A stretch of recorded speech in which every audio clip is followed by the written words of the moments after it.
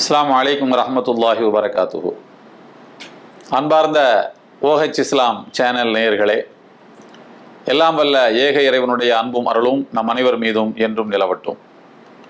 வழிகாட்டும் வான்மறை என்ற இந்த நிகழ்ச்சியில் உங்களை எல்லாம் இன்றும் சந்திப்பதில் மகிழ்ச்சி.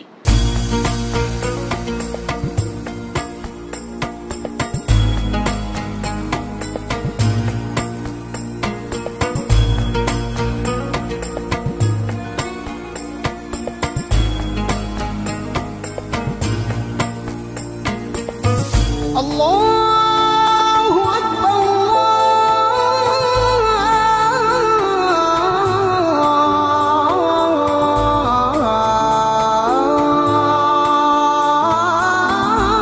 அல்லாஹு அக்பர்.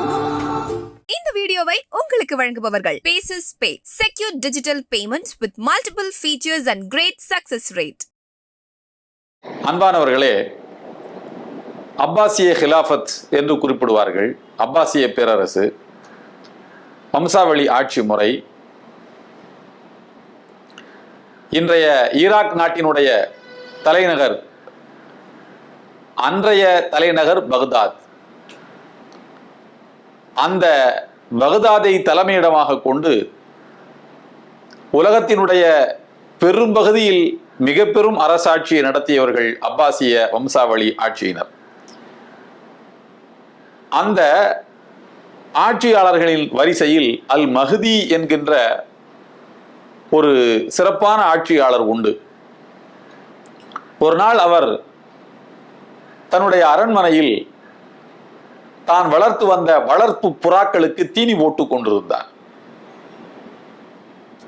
அந்த வழியே சென்ற ஒரு அறிஞர் அரண்மனையின் வாயில் காப்பாளனிடம், இப்போது நான் ஆட்சியாளரை, அரசரை சந்திக்க வேண்டும் என்று அனுமதி கேட்கிறார்.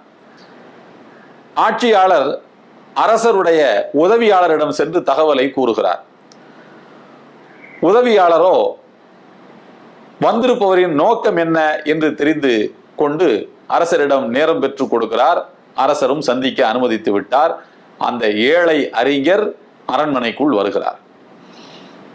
அரசர் ரொம்ப ஊக்கமாக தன்னுடைய வளர்ப்பு புறாக்களுக்கு தீனி போட்டுக் கொண்டிருக்கிறார்.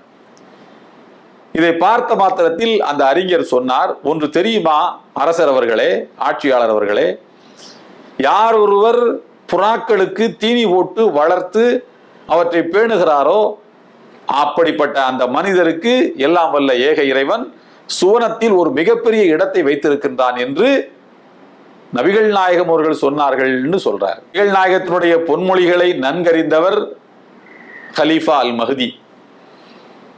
அவர் அறிந்த வரையில் இப்படி ஒரு நபி மொழி இல்லை. புறாக்களுக்கு தீனி போடுவது நபிகள் நாயகத்துக்கு பிடிக்குமா? பிடிக்கும். உயிரினங்களை கண்ணியமாக நடத்த வேண்டும் என்று நபிகள் நாயகம் அவர்கள் சொன்னார்கள். உயிரினங்களை வதைத்துக் கொண்டிருப்பவரை நபிகள் நாயகம் அவர்கள் கண்டித்தார்கள். வளர்ப்பு பிராணிகளுக்கு ஒழுங்காக தீனி வைக்காமல் அவற்றை வதைத்த ஒரு மனிதரை கூப்பிட்டு நபிகள் நாயகம் அவர்கள் கண்டித்து, ஒன்று இவற்றுக்கு நன்றாக தீனி போட்டு வேலை வாங்கு, இல்லை என்றால் விற்பனை செய்துவிடு என்று சொன்னார்கள். இதெல்லாம் இருக்கிறது. ஆனால் புறாக்களுக்கு தீனி போட்டு வளர்ப்பவருக்கு சொர்க்கத்திலே ஒரு உயர்ந்த இடம் இருக்கிறது என்று நபிகள் நாயகம் அவர்கள் இப்படி ஒரு வார்த்தையை கொண்ட நபிமொழிகளை சொன்னதாக கலீஃபா அவர்கள் அதுவரைக்கும் அறிந்திருக்கவில்லை.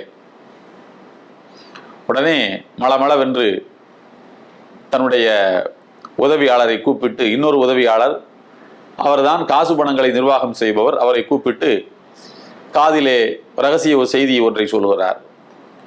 அவர் ஓடோடி போய் ஒரு ஒரு பணப்பையை எடுத்து வருகிறார். அந்த பணப்பையை தூக்கி அந்த ஏழை அறிஞரிடத்தில் கலீஃபா ஆட்சியாளர் ஒப்படைக்கிறார். சொன்னார், இதிலே 10,000 வெள்ளி காசுகள் இருக்கின்றன. 10,000 திர்ஹம், 10,000 வெள்ளி காசுகள் இருக்கின்றன. இவற்றை நீங்கள் வைத்துக் கொள்ளுங்கள், உங்களுடைய வாழ்க்கையை இதை கொண்டு நீங்கள் நடத்திக் கொள்ளுங்கள் என்று அனுப்பி வைத்து விட்டார். அந்த அறிஞர் வெளியிலே சென்று அரண்மனையினுடைய கதவுகள் பூட்டப்பட்ட உடனேயே கலீஃபா அல் மஹ்தி தன்னுடைய உதவியாளரை கூப்பிட்டு சொல்கின்றார், இந்த புறாக்களை எல்லாம் திறந்து விட்டு விடுங்கள், சுதந்திரமாக அவை பறக்கட்டும்.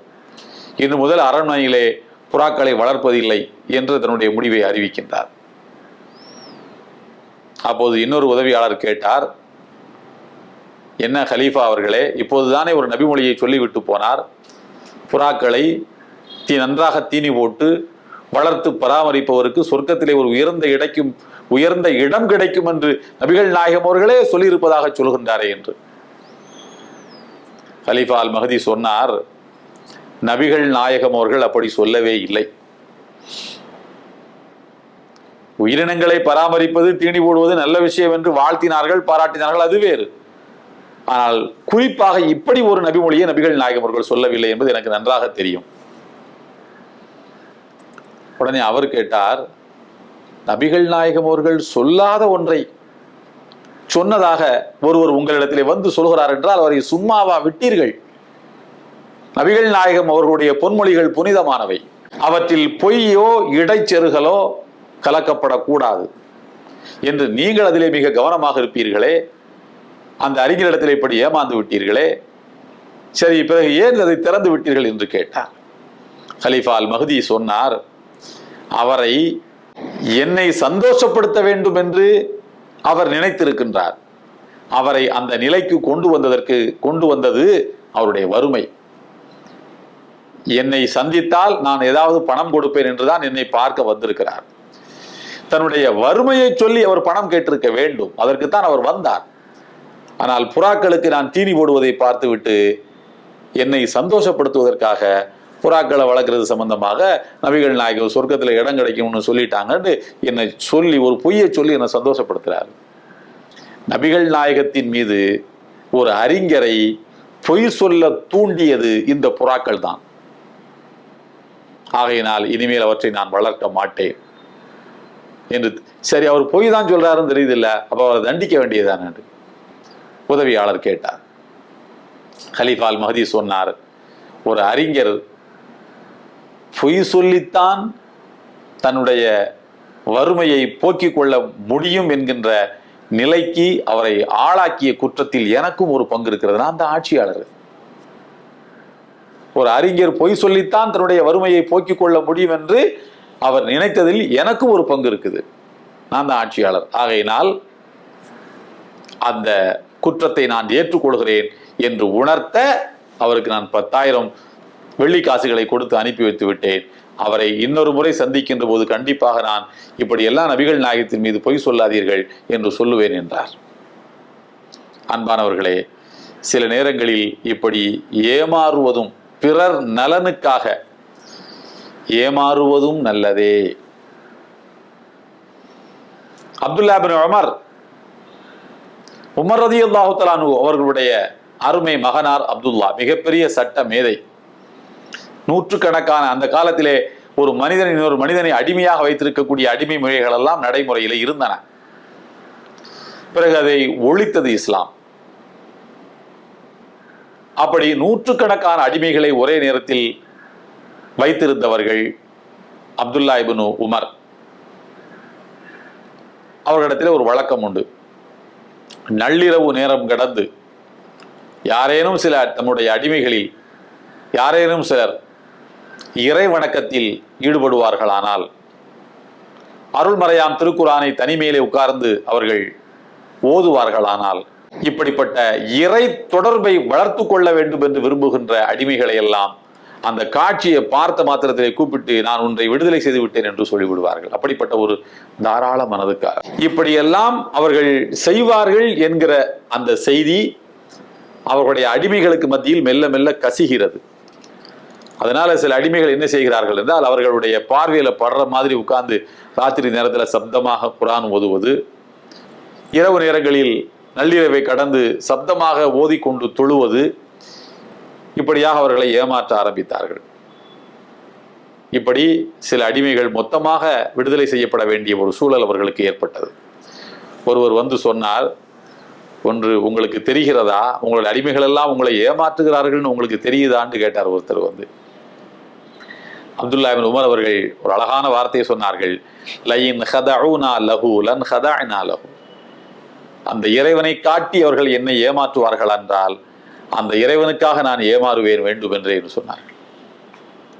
அந்த இறைவனை காட்டி என்னை அவர்கள் ஏமாற்றினால் அந்த இறைவனுக்காக நானும் ஏமாறுவேன், எத்தனை முறை வேண்டுமானாலும் ஏமாற தயாராக இருக்கிறேன் என்று சொன்னார்கள். சில நேரங்களில் ஏமாறுவதும் நல்லது.